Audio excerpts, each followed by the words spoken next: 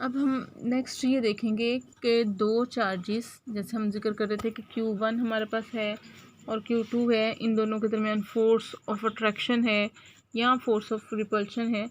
तो ये force of attraction और रिपल्शन मीडियम पे भी मैंने आपको बताया था कि डिपेंड करती है। मीडियम मीन क्या, मीडियम मीन इन दोनों के दरमियान क्या चीज़ एग्जिस्ट कर रही है। इन दोनों के दरमियान में स्पेस वैक्यूम है हमारे पास, इन दोनों के दरमियान में, या कोई प्लास्टिक शीट है या कोई वुड है, कोई सी भी चीज़ इन दोनों के दरमियान में हो सकती है। ठीक है, दो चार्जेस के दरमियान जो भी चीज़ हम रखेंगे उसको हम कहेंगे die electric.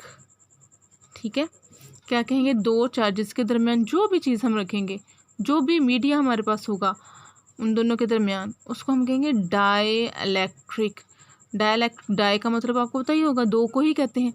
Die electric mean दो इलेक्ट्रॉन्स के दरमियान।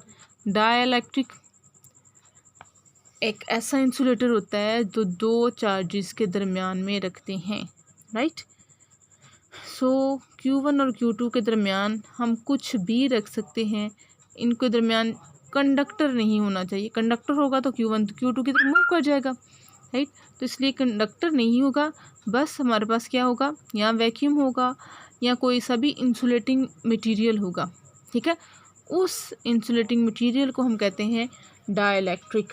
डाइलेक्ट्रिक रखने की वजह से दोनों के दरमियान जो फोर्स ऑफ अट्रैक्शन या रिपल्शन है ये मोस्टली रिड्यूस कर जाती है, कम हो जाएगी। ठीक है, दरमियान में आप समझो प्लास्टिक रख दिया या वुड रख दिया तो दोनों के दरमियान जो ताल्लुक था अब वो तो नहीं रहा, अब उनके दरमियान क्या होगी, फोर्स ऑफ अट्रैक्शन तो होगी लेकिन पहले से कम हो जाएगी। कितनी कम होगी ये डिपेंड करता है कि मटेरियल कौन सा रखा हुआ है।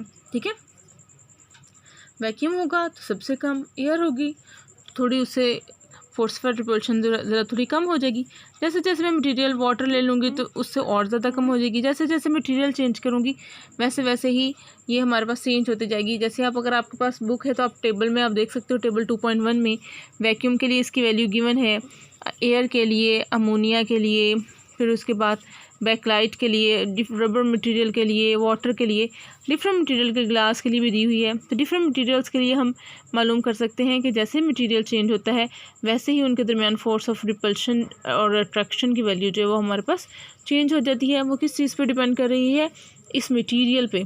ठीक है, इस मटेरियल, ये मटेरियल कितनी फोर्स को रिड्यूस कर सकता है उस फैक्टर को हम एप्सिलॉन आर से पढ़ते हैं। ठीक है, और इसको हम कहते हैं रिलेटिव परमिटिविटी। ये एप्सिलॉन आर क्या शो करता है, रिलेटिव परमिटिविटी। ठीक है, और इसकी वैल्यू ये आपको मैंने बता ही दिया कि ये टेबल में गिवन है।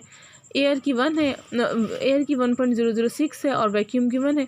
एयर और इसमें नियर अबाउट तकरीबन सेम ही है, 0.006 का डिफरेंस है। ठीक है, तो अगर हमारे पास फोर्स होगी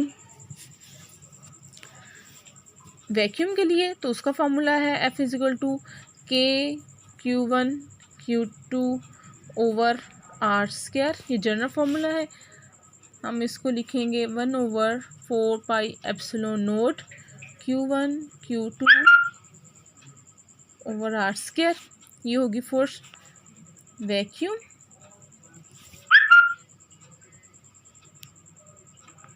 और फॉर एनी अदर मटेरियल हम इसको लिखेंगे 1/4πε0 εr Q1 Q2 over R²। ठीक है, for any other dielectric medium.